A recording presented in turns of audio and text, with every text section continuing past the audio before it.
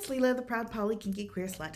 Today's question is, how is trauma stored in the body? I'm going to tell you a few stories about interesting things that I learned when processing my trauma disorder, my PTSD, and how that affected my body. So, and what I learned about my body and what my body can tell me about what's going on with my brain.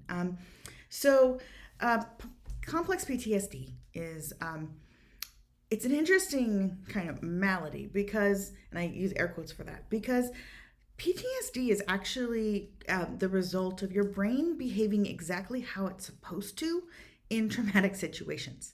So it's literally the processes your brain uses when there is a time of crisis. You know, the fight, flight, freeze, fawn responses. It's actually your healthy process for protecting your brain when you're in those situations, and protecting your body too, helping you physically have the strength, endurance, mental capability to persist in dangerous situations. So it's interesting because what we suffer from, it's I like the analogy of like a common cold, right? So the virus is the problem, like the thing that's attacking, like in a trauma situation, the thing that's creating the trauma for you is the problem. But the symptoms we feel are the result of, in a cold, are the result of our immune system reacting in a healthy way. So we sneeze and we have a fever and we have our cough and all of that stuff because of our immune system reacting to the invasion of the virus. And in the same way, we have post-traumatic stress disorder symptoms, and we have these like adrenaline responses and all of these things happening in our body as a result of reacting to that external threat. But a lot of those feelings are happening in our bodies that are the result of our natural processes. And I really like the immune system analogy when it comes to PTSD a lot. Like there, and I'm sure I'll talk about this more later. So I'm going to move on from that. So because our brain and body are connected, and the your fight, flight, freeze response systems are what they're doing is they're dumping chemicals into your body. They're regulating your hormones, your endorphins, all of these chemicals that produce feelings in your body.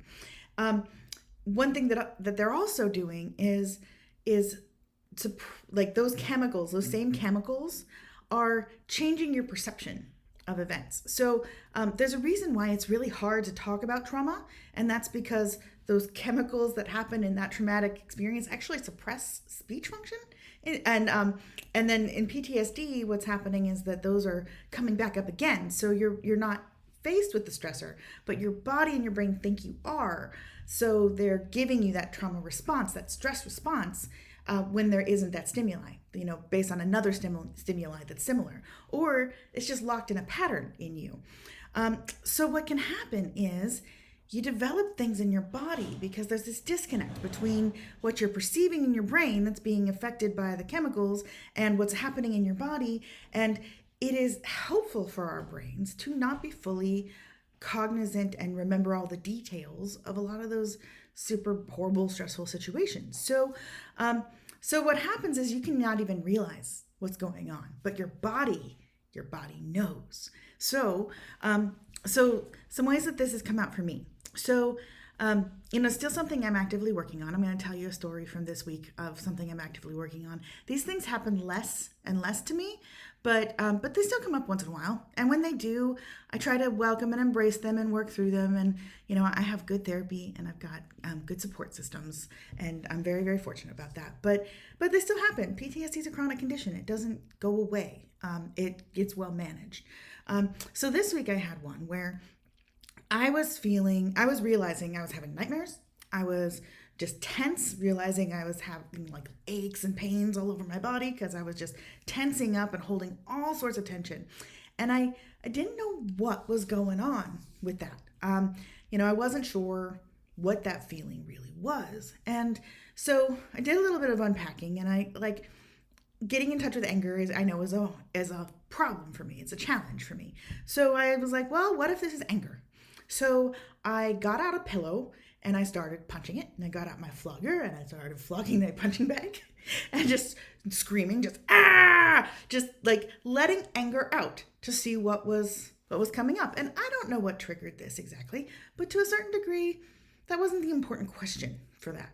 So as I let that anger out, as I went through the motions of expressing anger, even though my brain was like, am I really angry? I don't know. But I went through the motions of expressing anger. And then so punch the pillow, scream, stop.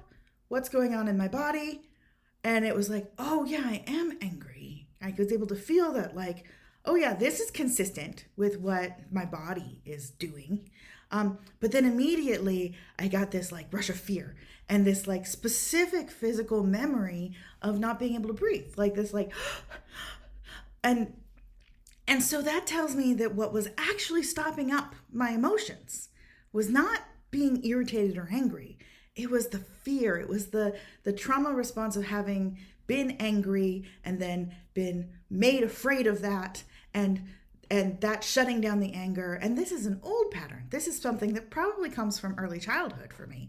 But because I was able to follow that in my body, go from like, okay, well, I'm probably angry. I'm recognizing first, I'm holding all this tension, I'm doing these things, I'm having these bad dreams. That's a symptom that for my body means I'm likely angry. And I know that from lots of therapy, lots of good therapy. And then taking that and then going to okay, well, let's act that out. Let's do those movements. And then from there, you get to discover something about yourself. And then what happens then is it's not immediate, but for me, once I saw what my body was trying to show me, once I saw that like the angry was actually afraid, and afraid of a specific memory, a specific thing, then my brain was able to kind of put those feelings on the right time and date stamp. So one thing that happens, one analogy I like to think of with PTSD is that the brain does not time date stamp those memories. So they're kind of free floating and they come back, and they're physical memories, not like what specifically happened, but it's a time date stamp error in the brain. So they're kind of just popping up randomly. And that allowed my brain to kind of go through the practice of time date stamping those feelings. And then over the course of the next couple hours, those feelings subsided in my body and I was much calmer and I was much able to go about my life. So yeah, it's different for everybody, but yeah, our body holds stuff and our body like remembers things, and it creates this disconnect, and going through the motions of working through the body and becoming at home in the body, paying attention to your body, and observing what feelings are happening in your body that may be different from the feelings that are happening in your brain, allows you to work through those things. So there is a really good book on this that's a little old at this point. It came out, I think, in 2014, that I will link to in the notes. It's The Body Keeps the Score. There's also a lot of good stuff going. I don't know much about somatics, except that like in general, it's dealing with this kind of thing. So I'm not going to link to any reference about that, because from what I understand, there are some really good things out there and some really not so good things out there. And I don't know enough to know the difference, because that's not how I came to it. But yeah, The Body Keeps the Score, I'll definitely link to. And one final thought is that this isn't just people with PTSD. This is something that happens in the brain and body normally, because again, PTSD is just kind of an overfunctioning of an already healthy system, healthy response. And so people have these healthy responses and things get stuck in the body where you're holding the tension here or there, and all the time. I mean, it's something that like a lot of people deal with. I mean, I would say everybody, but I don't know that for a fact. So I'll just say most people deal with this in some form or another. So if you've got something that's a chronic thing in your body that's bugging you, that brain-body connection, it might be worth looking into. And certainly for me, it has been huge for me to put this together and really like work on these things, from the perspective of body and mind being inextricably linked, because the brain is the chemical factory for the body. So thank you very much for listening. This is Leela, the proud poly kinky queer slut. You can ask me anything by emailing me at kinkyqueerslut@gmail.com, and have a great day. Proud Poly Kinky Queer Slut is art. It is made for entertainment purposes only. I am not a subject matter expert on any of the topics discussed. Please do not rely on anything presented here as fact. Think for yourself, do your own research, make your own decisions. To submit a question, please email kinkyqueerslut@gmail.com.